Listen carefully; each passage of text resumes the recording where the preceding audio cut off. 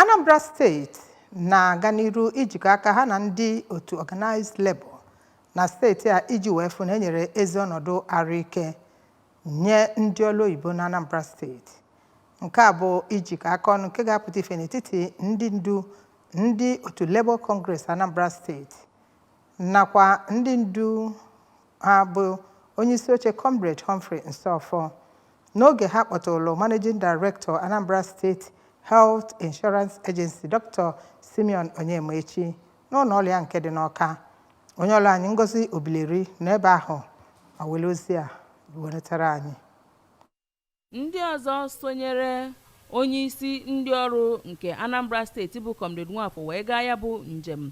bụ onye isi ndị Nigeria Union of Local Government Employees n'oge bụ Comrade Chikwelu Adigwe, onye isi ndị nta akụkọ bụ ndị Nigeria Union of Journalists na Anambra bụ Dr. Odogwu Emeka Odogwu, onye odeakwụkwọ nke ndị NLC na Anambra bụ Comrade Gaius Chukwuka na onye odeakwụkwọ nke Nigeria Civil Service Union Comrade Kingsley Egumba ka ọ na-agwazi onye isi Asia ihe butere njem ahụ. Ka onye isi ndị NLC bụ Comrade Nwafọ kọwara na dịka imerube ụbọchị ndị ọrụ nke a ga-eme n'ụbọchị nke mbụ nke ọnwa Mee n'afọ 2024 anụnwa na-akpụdebe na ndị organized labor na-emerube iwepụta otu izu ụka iji wee mee mmemme dịgasị iche iche nke ọ ga-abụ emechazịa wee mee ya bụ mmerube ụbọchị ndị ọrụ, nke ọ kọwara na a ga-enwe ihe nkọwa gbasara ahụike, nwekwa ihe inye ndị ọrụ ihe gbasara ahụike n'efu. Comrade Nwafọ, onye toziri ya bụ onye isi ndị Asia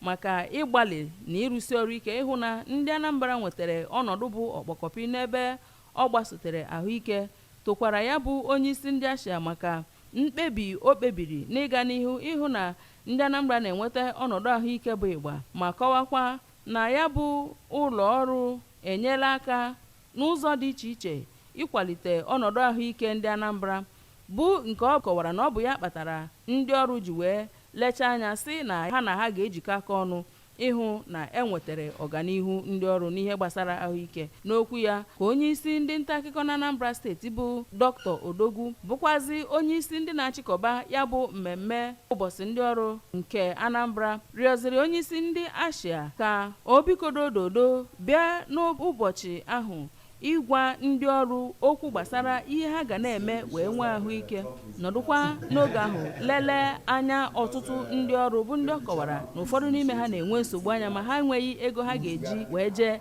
leta ihe na-eme ha n'anya ma ọ bụ weta ọgwụ, nọdụkwa rịọkwa ya ka enyekwa ndị ọrụ ugogbe anya nke ha ga-eji na-ahụ ụzọ ma ndị na-agụ akwụkwọ ma ndị na-arụ ọrụ, ma kọwakwa na ọtụtụ ihe nleta ahụ ndị ọzọ bụkwazi nke ha nwere ike ịnọ n'oge ahụ nye ndị ọrụ iji wee sị ha na anyị maara na unu na-arụrụ gọọmenti Anambra steeti ọrụ, wee kelezie ya bụ onye isi ndị Asia maka nkwudosi ike ọ kwudoro na ihe kpatara eji wee wube ya bụ Asia kemgbe ewubere ya, ma kọwaa na ọ bụ ya mere ndị isi ndị ọrụ na Anambra steeti ji wee sị na ọ bụ ha na ndị Asia ga-ejikọ aka ọnụ wee mee ya bụ mmemme. Na nzaghachi ka Dr. Onyemaechi kọwara na ọtụtụ ndị ọrụ abụrụlarị ndị banyeworo n'ihe Asia, ma kọwaa na ọ dị nnukwu mkpa mmadụ ịma ihe gbasara arụ ya dịka ọ gbasatara ụkwụ nyegara ọnọdụ ọbara nke akpọrọ BP ya na ọrịa shuga nakwa kolesterọl na ọtụtụ ihe ndị ọzọ, ma kọwaa na ọ ka mkpa ịkwalite ibi ezi ndụ ga-akwalite arụike ma gbochie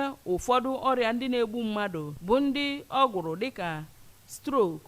ọrịa shuga na ọtụtụ ihe ndị ọzọ. Na ozi ekele ya ka onye isi ndị n'oge bụ Comrade Adigwe kọwara na onye isi ndị Asia ahụ na-eme nnọọ ihe niile o nwere ike ime ịhụ na ndị ọrụ nọ n'okpuru n'oge bụ ndị etinyeworo na ya bụ Asia, ma na-enyekwa aka n'ụzọ dị iche iche ịhụ na ha ritere erere sitere na Asia, ma ọ bụrụ na enwee oge ha na-enwe ihe iche aka mgba n'isonye na ya bụ amụma Asia, ma rịọzie Chineke ka o dododo gọzie ya bụ onye isi ndị Asia, nye ya ohere ịrụrụ obodo Naijiria ọrụ n'izuzugbe mgbe ọbụla ọ rụchara ọrụ ọ na-arụ na Anambra. Site n'Awka, abụ m Ngozi Obileri.